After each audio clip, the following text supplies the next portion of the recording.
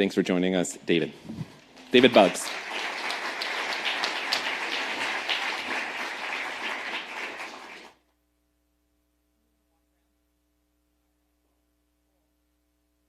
Good afternoon. Is this mic on? Is this thing on? Is this thing on? So one of the things that I've recognized since I've been a part of conservation, can everybody hear me? Is that there's a lot more here than meets the eye. And I'm very excited about that. I came out of a corporate environment where everything was focused on the bottom line, and in conservation, not so much. It's focused more on how to engage and how to get out and how to do different things along the line of making sure the habitat is taken care of. So that is what I want to start with, is everybody being involved. So I'm going to do something where everybody can get involved. So I have a question. Do you all know a guy by the name of Woody Guthrie? Anybody ever heard of Woody Guthrie? Yeah, there you go. So what is Woody Guthrie famous for? Say what? So there's a song, and I walk around sometimes, I'm old. If you stand in one place too long, you get stiff. So he's famous for a song called "This Land Was Made for You and Me." So here's what we're going to do real quick before we get started. We're going to sing that song. Are you ready? All right, tune up. Everybody needs to clear your throat. If you're off key, that's okay. We're outside. They say make a joyful noise, so we're going to make some noise. All right, you ready? This land is your land. This land is my land. From California to New York Islands, from Redwood Forest to the Closing Waters. See, the cool people had that move. All right, we're not going to sing a second verse. Somebody might get up and start dancing.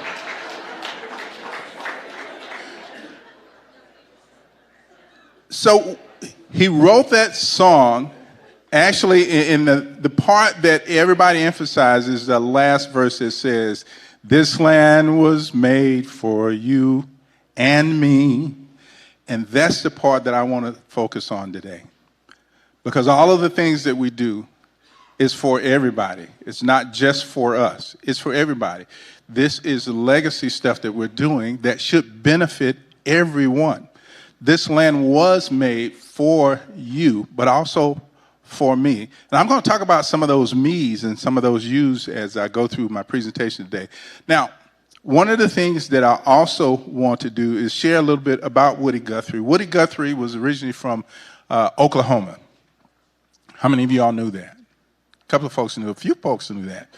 He actually wrote that song as a protest song. Did you know that? He wrote that as a protest song because he saw that Native Americans were being taken off of their land.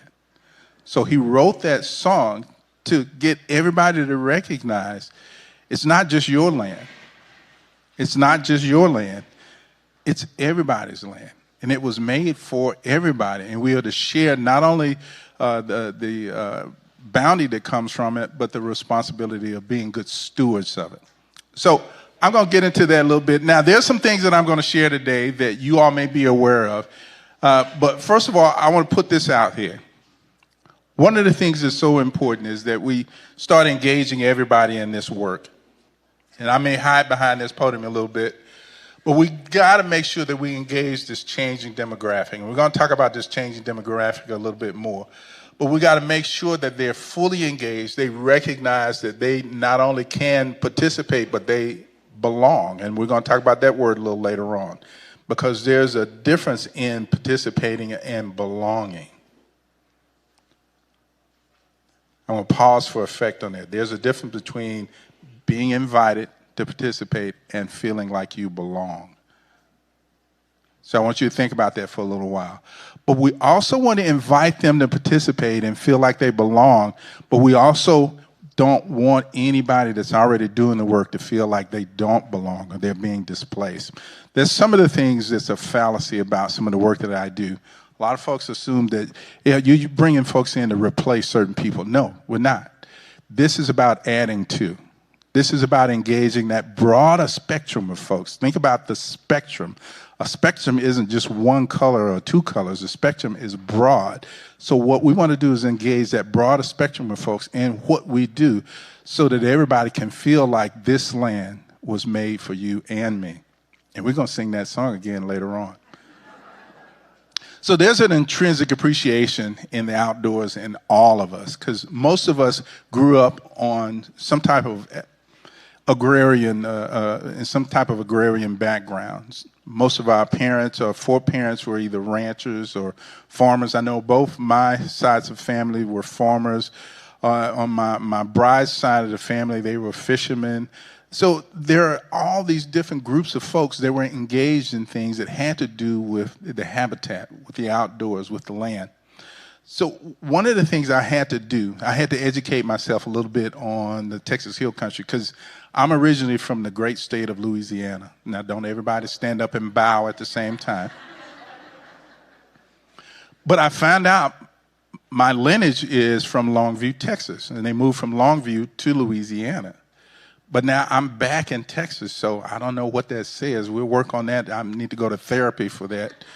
But I'm very excited to be here. But I had to do a little research on the Hill Country. I knew a lot about East Texas, South Texas, even some of my folks that moved out to West Texas. But I didn't know a whole lot about the Hill Country. So I did a little work on the Hill Country. And a lot of these things you guys already know, but I'm just going to share this with you. First of all, the Hill Country was not vacant when we showed up. There were people already here. We had Native Americans that had been here for centuries before we showed up. One of the major tribes that was here back in the records go back to like the 1500s were is it Lapin Apache? Yeah, there you go, what you just said. They were already here, and then the Comanche came in later on. But they occupied the land, they helped preserve the land, they took only the parts of the land that they needed. They didn't over-harvest anything. And later on, there was what we call a European invasion. And it wasn't the Beatles, it wasn't these guys. It was other folks from Europe. You had German families that started moving to the land. They were escaping oppression back where they came from. We had Czech families and Italian families and so on and so forth that moved to the Hill Country and started occupying different areas in the Hill Country. And I know you can't see this very well. It's a little washed out from the lights, but those different colors show the different places where those settlements were. And then, believe it or not, you had African Americans that moved into the Hill Country.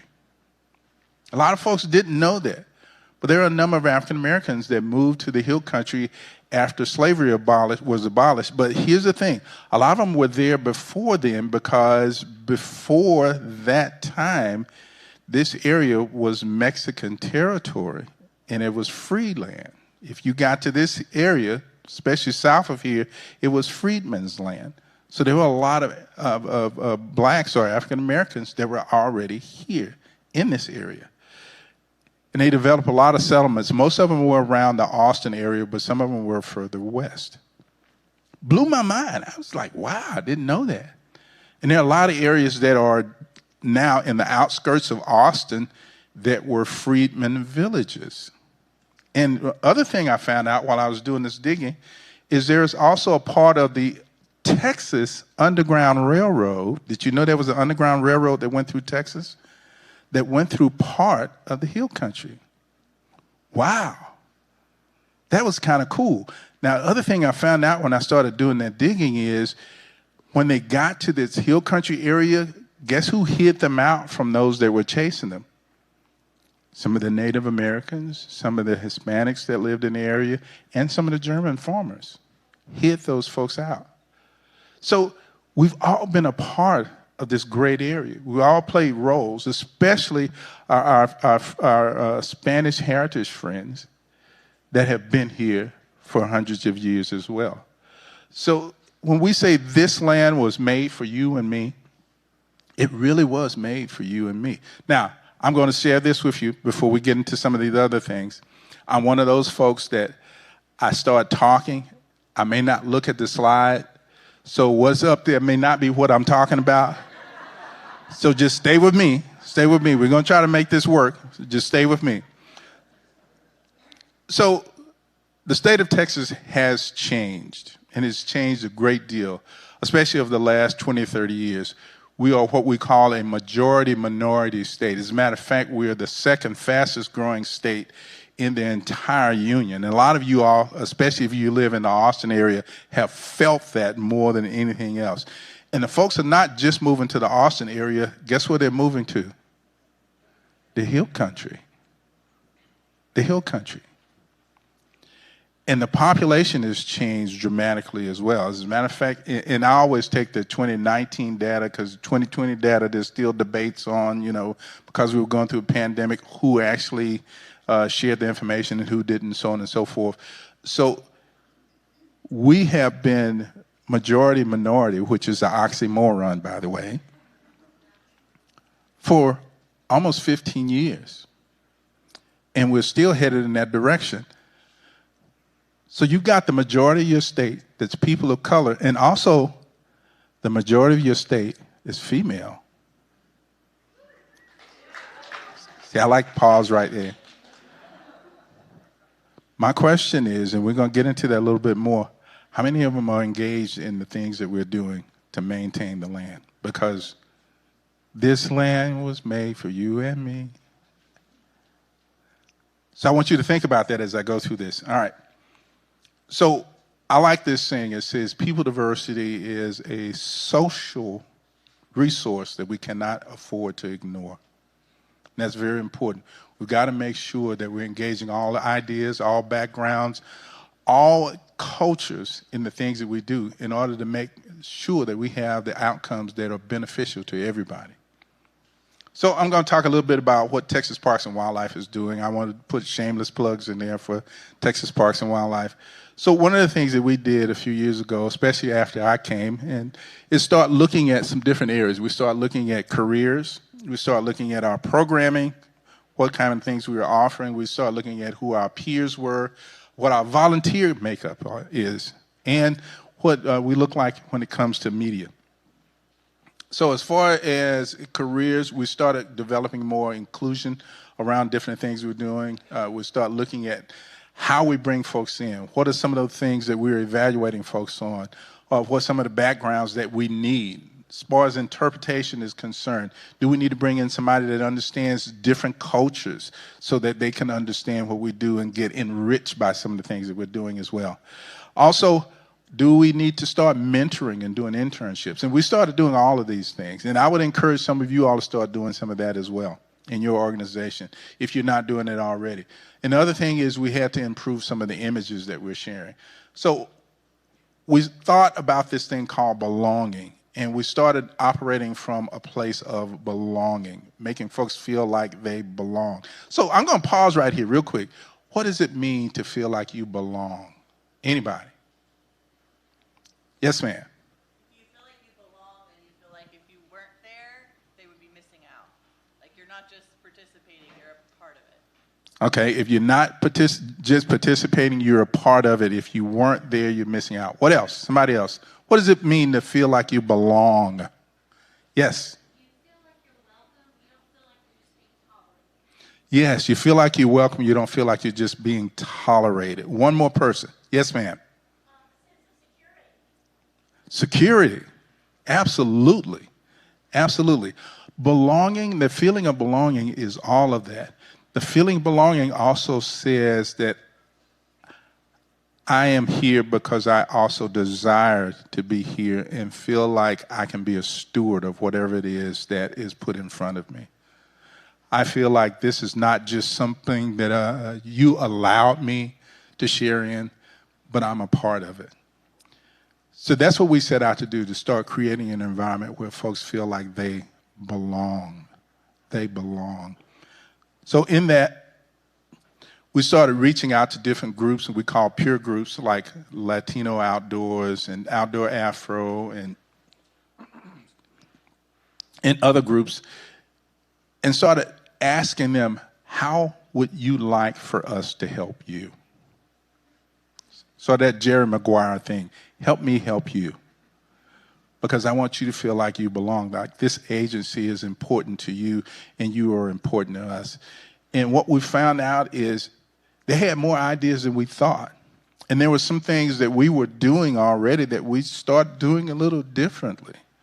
Because folks were sharing with us, you know, that may have been your idea, but we don't feel like we're a part of it. So why would I participate in something that you came up with that you think is going to be beneficial to me? And it's that old adage of don't do anything for me without me. I'll give you a chance to write that down. That's pretty good. Well, I thought that was pretty cool. Don't do anything for me without me. So we got to keep that in mind even as we do this work. So that was one of the places that we started. And we start working with different groups, engaging those groups to help us. And that's where volunteering came in. And we actually have a volunteer conference coming up in December. And we'd love for you all to participate in our volunteer conferences coming up, because we're looking at how to reach out to a broader spectrum of folks to be engaged in some of the things that we're doing in the outdoors. Let them feel like they belong, and they can go back and tell others that they belong as well in their different communities. So that's our focus. Also, what we started doing is we started reaching out to some of the non-traditional universities. Somebody other than, I'm going to prepare for this, A&M. That's what I was waiting on. In the Texas Techs, they don't have anything. Okay, I was listening. In other universities, and start talking to them about the same thing. Help me help you. But what we found out was we started getting a lot of volunteers from those non-traditional universities, because now they felt like they belong. It's amazing how that works, isn't it? They felt like they belong. Another thing we started doing is we started increasing the diversity of images within our print media. Some of you all have gone out to our website lately and seen something that is dramatic for us. We actually make sure every month when we change the images on our website that we have images, diverse images out there, people from different backgrounds, different cultures, different genders. I will tell you, when I first started at Texas Parks and Wildlife, it kind of freaked me out a little bit, because every time I looked at the website, I saw, and I'm going to put it out there, a bunch of old white guys with guns. And I started wondering, have I gone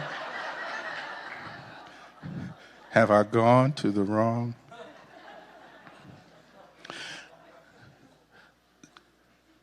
But when you start putting images out there of folks doing the things that they do, and here's the thing that there was a misconception for a lot of folks is, well, you know, we'd love to get all these different groups out there doing it, but they don't really care about that. And what we were finding out as we reach out to these different peer groups is they do. They just don't go to the places where you go, because they don't feel like they. All right, somebody's kind of getting this theme now. This is pretty good. I like this. So you got to create that feeling of belonging. Got to create that feeling of belonging. Hopefully, I'm throwing some stuff out and folks taking some notes. So I do have a question for you. Does anybody know how many parks, raise a hand, how many parks are in the state parks or in the hill country? In the hill country. Not necessarily on the other side of 35, but in the hill country. Anybody? Somebody's counting them up now. Don't go out on the internet looking it up. Anybody? Who said 16? Raise your hand. You can't, you don't count.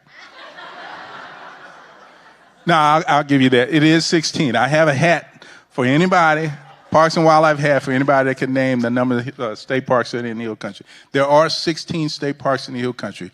And you're going to see us doing a little different programming in some of those parks, because we want to make sure that we're serving everybody in those communities, in those parks. Especially during our centennial, we're going to actually do something in those parks. Well, I can't tell you everything right now, but it's going to be good. So stand by. But our focus is to make sure that everybody feels like they belong. Even some of the signage that we have in there is going to be more accessible to different groups. There are some parks that we're going to put some things in there for folks that have different physical impairments. Because we want everybody to feel like they belong, because that's a part of diversity too, making sure that everybody has access, and that's huge. That's huge. So let's talk a little bit more about Texas Hill Country Conservation Network. So I did a little research, and I started looking at the counties in which you all said, is it 18 counties that you all said are a part of your conservancy? Now, when I went out on the internet and looked up counties that are in Texas Hill Country, it gave me 25, but you all said we only want to do 18 because those other 7 are too much work. So I get it. So I pulled the demographics from each of those counties and added them up. And what I found out is the majority female. That's another, I lost my whoop on the female thing. The majority female. Also, the majority minority.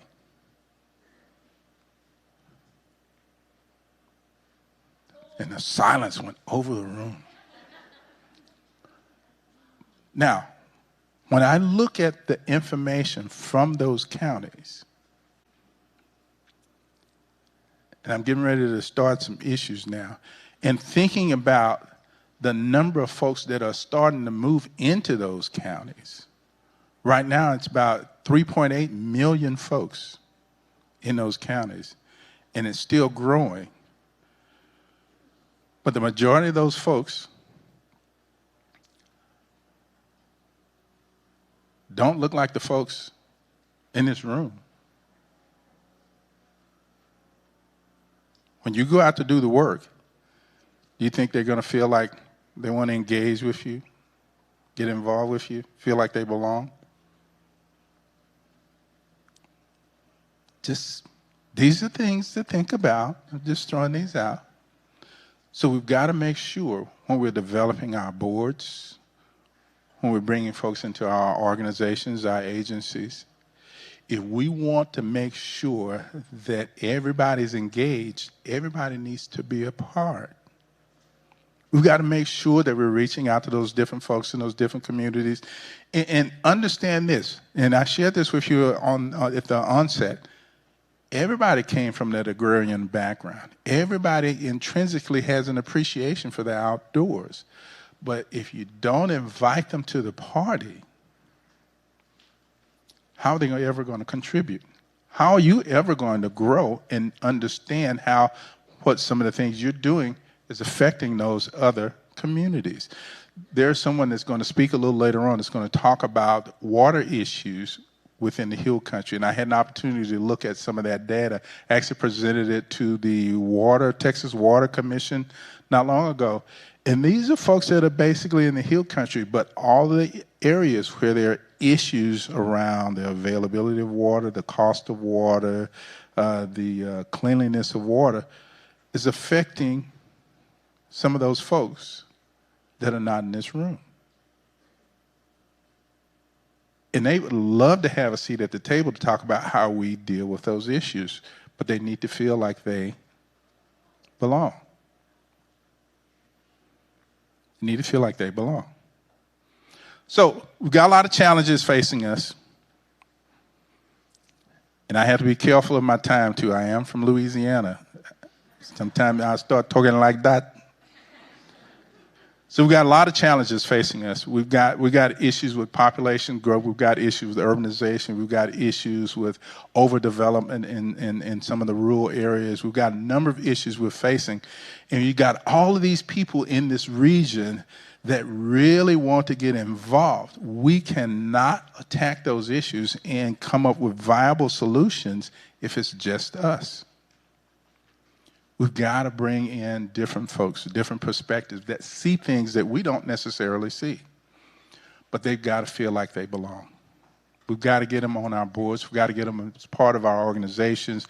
We've got to make sure that we're reaching out. Now, I know that's a struggle for some folks, but it still has to happen. As I tell folks all the time, sometimes you have to learn how to be comfortable being uncomfortable until being uncomfortable becomes comfortable.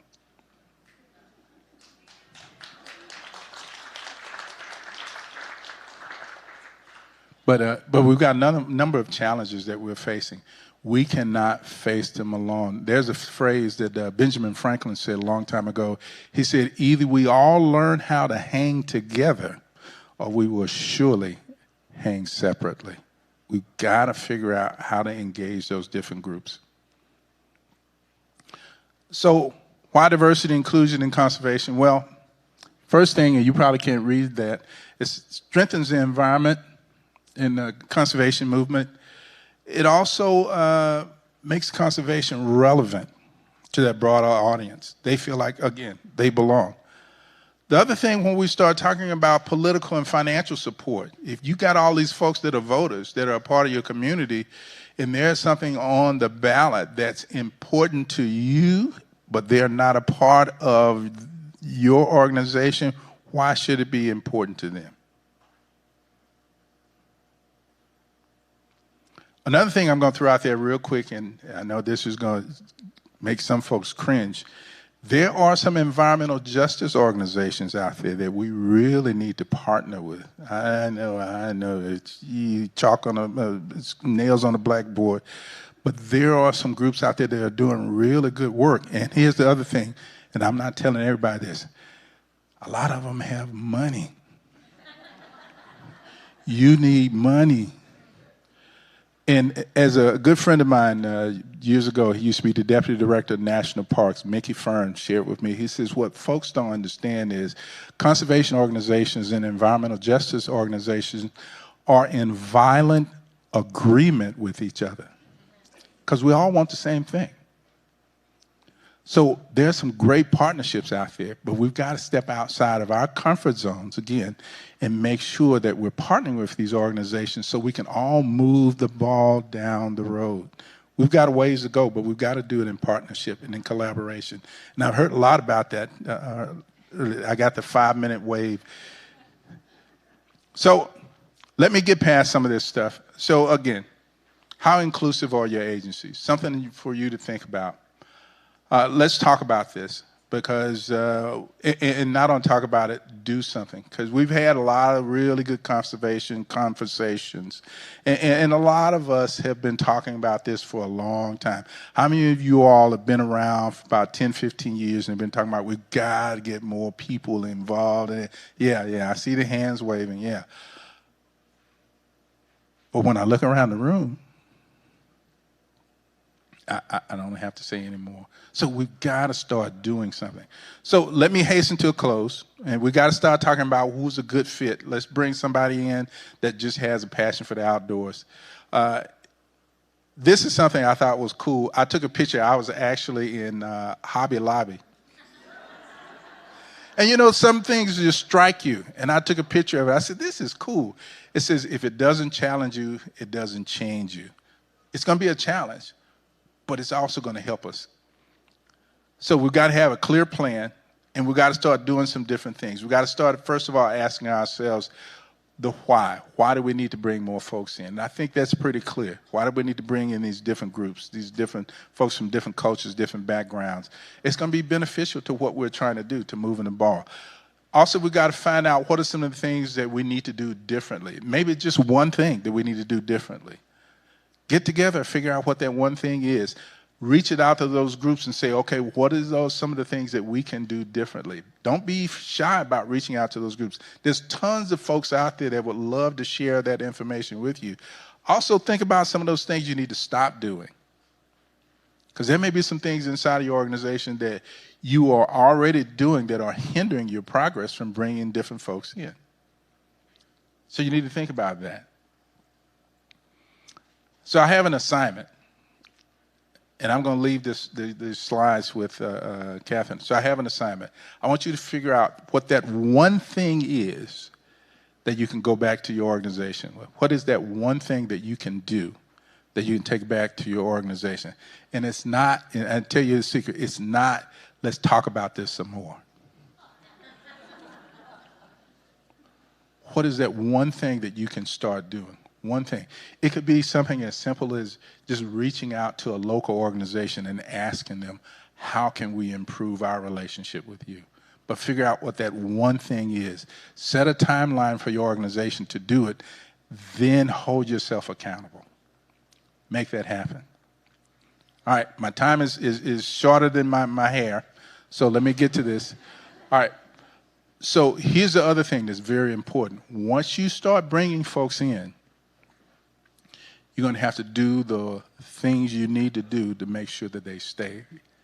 Those things that you need to do to make sure they belong, which means you're going to have to give up something. You're going to have to give up control of some things. You're going to have to give away some information. You're going to have to help them with some of those projects that are in their neighborhoods, in their communities.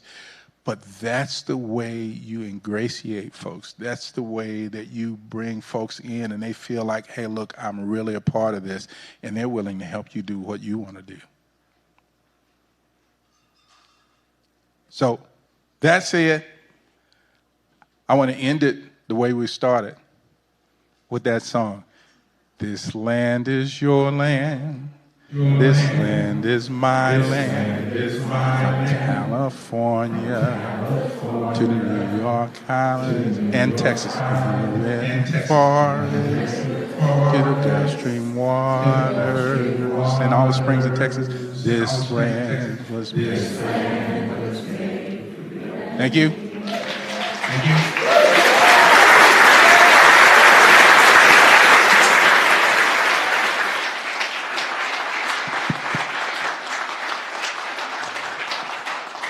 Any questions? Any questions? Now, let me say this before you start giving me these questions. I do not know everything about Texas Parks and Wildlife and what we're going to do for the centennial, so I'll tell you what I know. So I just want to put that out there because I've had a couple of folks say, well, are you guys going to? I don't know. But other things around inclusion, I got you. All right, go for it. Yes, ma'am. For the City of Austin. Thank you so much for a fantastic presentation. I just wanted to ask you, one of the things we're working on, but it feels still very challenging, is metrics around equity and inclusivity, and just wanted to ask if you have anything to share around creating metrics to measure how we're changing things. Absolutely. So here's the thing, and this is good, because here's the thing I learned back when I was in corporate America. If you can't count it, it doesn't count. Just is what it is. So one of the things that we started doing internally, we started looking at who's applying for careers, who's engaged in different activities. We have groups that are doing what we call outreach. I'm trying to change that to engagement because I think outreach is kind of one way. Engagement goes both ways. But we're looking at who's coming. Actually asking folks if they wouldn't mind filling out a little quick survey, just talk about how we're doing, but we're also asking them for some of that demographic information. And we're creating a dashboard around that because you don't know who you're serving unless you ask. A lot of times we assume, well, we're reaching out to this community. How do you know? Well, you got to ask. And you'll be surprised how many folks are okay with sharing that information as long as they know you're sincere and you're not going to use it for some other reasons. But you got to ask that information. But you got to start collecting that information. But we've got a group inside, and as a matter of fact, we have started not a commission, an urban, and we call it outreach. I'd like to skip that outreach. Urban Advisory Committee. And on that advisory committee, we actually have different groups. And Ileana is actually our vice chair of that committee. And we're actually reaching out and talking about what are we doing? What are we doing right? What are we doing wrong?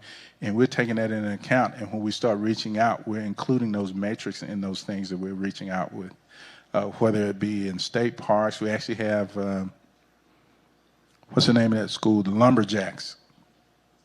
Stephen F. Austin, that's putting together a survey process for us so we can collect information on who's visiting state parks. But all of our other engagement groups, we're asking them to start collecting their data. Some of them have. They're collecting the demographic data, and they're putting it in to a database. So we know what we look like. We know who we're actually serving. We don't want to just assume. If everybody that we have in our database is from this address and has this background and all that kind of stuff, then we know we're missing all these other folks. So you've got to have that kind of information. So yeah, thank you for that question. Who else? In the back. Over here. We'll go over here and then we'll go over there. All right. Here you go, Carolyn. Oh, Can we get a copy of your slideshow? yeah, I'll make sure that Catherine has a copy. Well, if this is her laptop, she has a copy. Who was it back here? There's a couple of folks back there. I just think a suggestion that I think would be helpful for a lot of our state parks and our learning facilities is creating bilingual language, right? The majority of the people in Tejas are Mexicano, they are Spanish speaking, but when we go to a lot of these learning centers, it's in English. And I know for somebody who, like I speak Spanish, I'm not bilingual, but I see those signs and it excites me, right? So that these little kids, so that these people can have access and feel like they belong. And I think the second thing is all of us together asking ourselves how we're helping the community. Like Native American Seed has an amazing grant program for school gardens and for government agencies. So how are we as landowners and as companies giving access of our products and our knowledge to these kids, to these educators, and to these programs? It's a great comment. And now I will share this with you. One of the efforts that we're making in all of our state parks, now we started doing it in certain state parks years ago, but the efforts we're making is going to be a part of our centennial is making sure that there are bilingual folks in all of the state parks, and a lot of the language that you're going to see in the state parks is in English and Spanish. But now, something else that I've suggested, and we're working on it, we're just trying to figure out how to get that done as efficiently as possible and translate it as efficiently as possible where it actually makes sense, is we're also looking at doing some of the Asian languages as well, because that's another huge demographic that is fastly growing in the state of Texas. I don't think you all understand how fast, that is actually the fastest growing as far as percentage-wise demographic in the state of Texas. Also, something else real quick that I didn't share with you all, we're getting younger. The fastest growing age demographic in the state of Texas is between 25 and 30. Yeah. Folks are moving here from other places, and we've got to make sure that they're included as well. And someone mentioned that, I think it was Leah that mentioned that earlier. We've got to make sure that we're getting that younger group involved, because, I don't know about you all, but I'm on the end of those baby boomers, and my plane is getting ready to leave the runway in a few years. So I've got to make sure that there's somebody here that cares as much about this habitat and this land as I do. So I've got to start making sure that I'm grooming the next generation to take over. I have 2 sons, but neither one of them want to live in Texas, so just kick them out. But there are a lot of folks that are here that we should be mentoring, that we should be providing internship opportunities for, that would be great stewards. But we've got to be intentional about reaching out to them. It's not going to happen organically. Yes.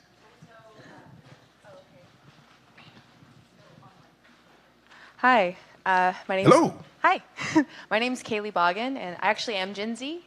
And I had a quick question regarding unpaid internships and how they are really a detriment to a lot of students who work. I worked full time. Now in grad school, I've got the opportunity to not work full time anymore.